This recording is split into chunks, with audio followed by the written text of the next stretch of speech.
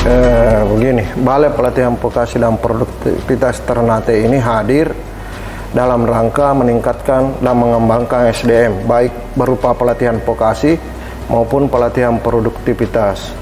Balai Pelatihan Vokasi Ternate ini berfungsi sebagai tempat pengembangan SDM di Maluku Utara, di mana fungsinya yaitu pelatihan vokasi, konsultasi produktivitas dan pengukuran produktivitas, serta pelatihan produktivitas yang semuanya gratis. Ada beberapa sih kejuruan untuk pelatihan vokasi yang ada di sini, yaitu kejuruan otomotif, kejuruan bangunan, kejuruan garmen, kemudian kejuruan administrasi bisnis, kemudian listrik, elektronika, AC, dan komputer. Itu kejuruan yang dibuka dan semua pelatihannya gratis. Ada 3 metode pelatihan yang dilakukan. Yang pertama yaitu reguler, yaitu pelatihan dilakukan di Balai Pelatihan Vokasi dan Produktivitas Ternate. Kemudian pelatihan boarding, di mana boarding ini peserta diinapkan di Balai Pelatihan Vokasi dan Produktivitas Ternate. Dalam hal ini pesertanya direkrut dari seluruh wilayah yang binaan dari Balai Pelatihan Vokasi dan Produktivitas Ternate, di mana wilayah binaannya itu antara lain seluruh Maluku Utara dan seluruh Sulawesi Utara. Jadi ada 2 binaan provinsi, yaitu Maluku Utara dan Sulawesi Utara. Jadi pelatihan untuk boarding ini direkrut dari situ. Kemudian yang ketiga ada pelatihan Mobile Training Unit, di mana dalam hal ini pelatihan itu dilakukan di lokasi tempat di mana akan dilakukan pelatihan. Artinya kita menjemput bola, artinya melakukan pelatihan di tempat yang ada seperti di desa, di kantor kecamatan, dan di lembaga yayasan dan lembaga pemasyarakatan. Jadi itu tempat pelatihannya. Jadi semua pelatihan ini gratis, yang dibiayai dari dana APBN Kementerian Ketenagakerjaan melalui DIPA, Balai Pelatihan Vokasi dan Produktivitas Ternate.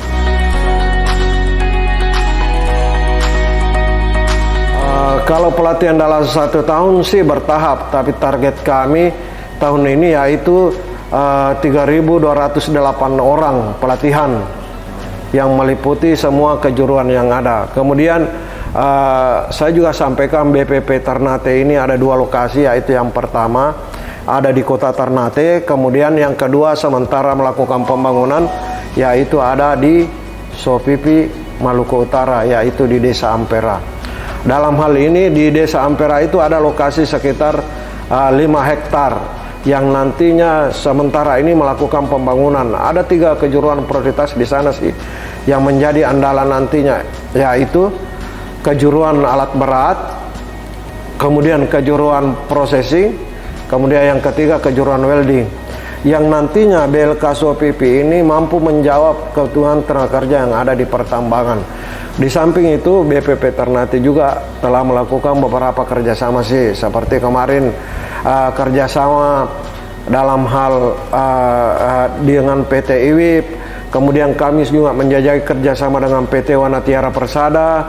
Kemudian kami juga mencoba menjajaki kerjasama dengan Harita. Kemudian kami juga mencoba menjajaki kerjasama dengan NHM. Dalam hal ini bagaimana BPP Ternate hadir di Maluku Utara ini untuk mengembangkan SDM yang ada.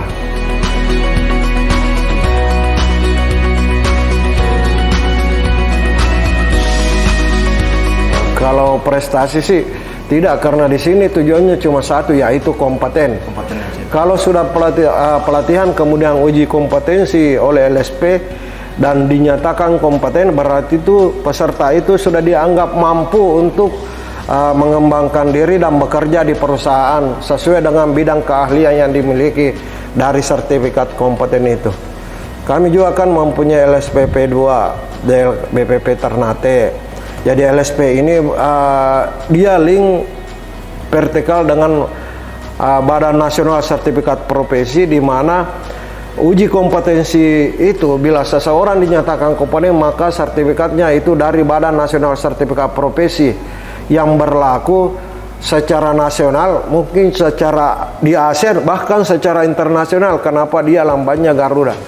Jadi